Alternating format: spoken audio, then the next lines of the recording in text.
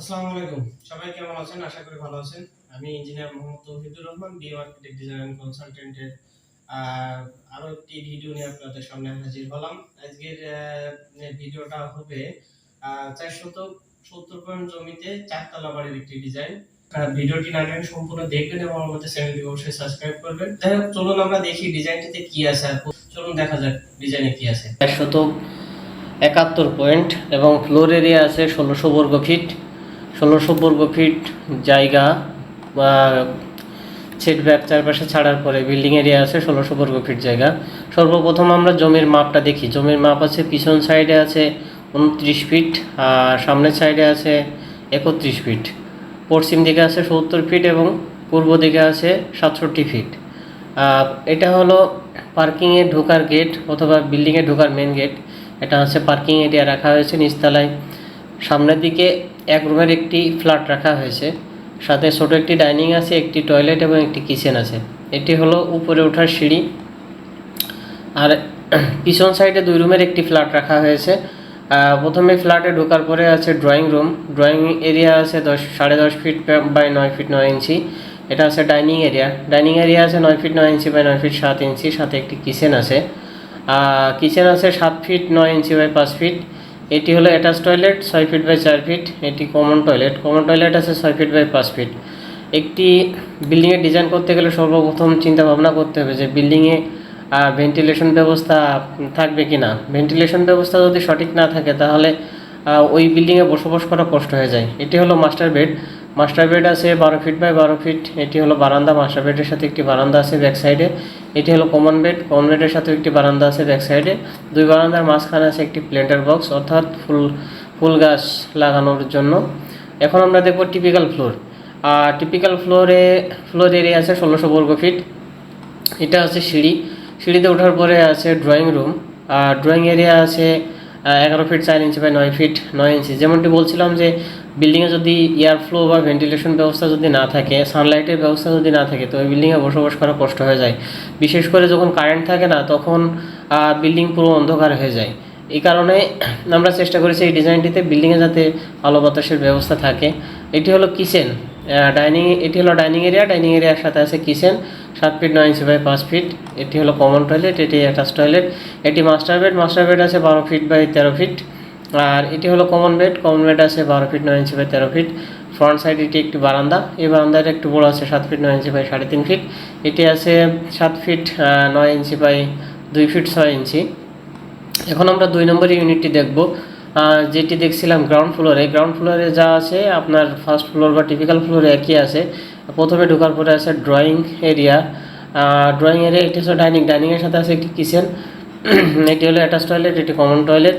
এটি হলো master bed. Master বেডের সাথে ব্যাক সাইডে একটি বারান্দা আছে এবং কমন বেডের সাথে একটি বারান্দা আছে। এই বারান্দাগুলো কেন দেওয়া হয়? বিল্ডিংয়ের ক্ষেত্রে বারান্দা হচ্ছে খুবই গুরুত্বপূর্ণ।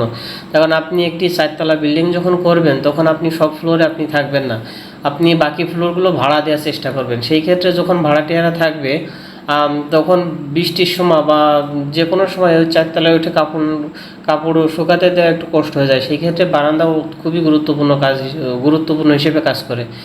কাপড় শুকানোর ক্ষেত্রে বা বসার জায়গার ক্ষেত্রে বারান্দা খুবই গুরুত্বপূর্ণ। এখন আমরা দেখবো হচ্ছে 3D ডিজাইন। 3D ডিজাইনে কী আছে দেখা যাক। প্রত্যেক লোকেরই স্বপ্ন থাকে একটি সুন্দর বাড়ি তৈরি করার জন্য।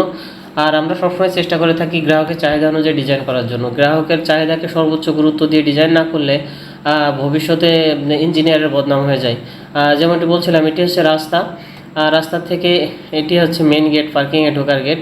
গেটের সামনে সুন্দর একটি ডিজাইন দেওয়া আছে, এখানে ফুল গাছ লাগানো আছে। এটি হলো নিচতলায় বারান্দা। তার কারণ একটি বিল্ডিংয়ের নিচতলা থেকে যদি বারান্দা না দেওয়া হয়, তাহলে সেই বিল্ডিংয়ের সৌন্দর্য ফুটিয়ে তোলা যায় না। এটি হচ্ছে মেন গেটের দরজা। আর এটি হলো দ্বিতীয় তলার বারান্দাটাতে কিছুটা ভিন্নতা নিয়ে আসা হয়েছে। তার কারণ হচ্ছে এই বারান্দাটা যেভাবে ডিজাইন করা হয়েছে, এই বারান্দাটা একটু আলাদা করা হয়েছে। তার কারণ হচ্ছে একই রকম ডিজাইন দেখতে দেখতে অনেকে অভ্যস্ত হয়ে যায়, যার কারণ আমরা এই ডিজাইনটাতে কিছুটা ভিন্নতা নিয়ে আসার চেষ্টা করেছি। যেমন 3য় তলায় আছে এই বারান্দার যে ডিজাইন আছে, এই বারান্দাটা সেই একই ডিজাইন নেই, একটু আলাদা করা হয়েছে। আবার 4র্থ তলায় গিয়ে দ্বিতীয় তলায় যা করা হয়েছে চতুর্থ তলায় গিয়েও একই ডিজাইন করে, এবং বারান্দার উপরে একটি ডিজাইন দেওয়া আছে, এখানে রিপস দেওয়া আছে, আর সর্বশেষ ছাদের উপরে একটা রিপস দেওয়া আছে ছাদের সৌন্দর্য বাড়ানোর জন্য এই ডিজাইনটা দেওয়া হয়েছে। অনেক সময় ছাদের উপর ওঠার পরে একটু খোলামেলা পরিবেশ চাই, অবসর কাটানোর সময় বা জ্যোৎস্না রাতে যখন ছাদের উপর বসা হয় তখন একটু খোলামেলা পরিবেশ থাকলে ভালোই লাগে।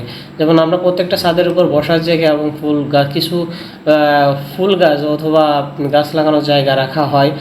তার কারণ হচ্ছে ছাদের উপর যদি গাছ রাখা যায় তাহলে বিল্ডিং অনেক সময় ঠান্ডা থাকে, তখন যারা টপ ফ্লোরে বসবাস করে যদি গাছ না থাকে তাহলে বিল্ডিং অনেক হিট হয়, যার কারণে গাছ লাগানোর জায়গা রাখা হয়।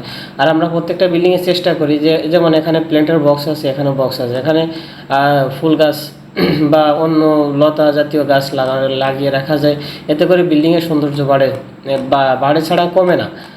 তাই সবসময় চেষ্টা করবেন যে প্রতিনিয়ত আমরা গাছ কেটে বিল্ডিং তৈরি করছি বা স্থাপনা তৈরি করছি, শিল্প কারখানা, বিল্ডিং তৈরি করা হচ্ছে। একটি দেশে 25% বনভূমি থাকা দরকার, সেই ক্ষেত্রে আমাদের দেশে বনভূমি দিন দিন কমে যাচ্ছে।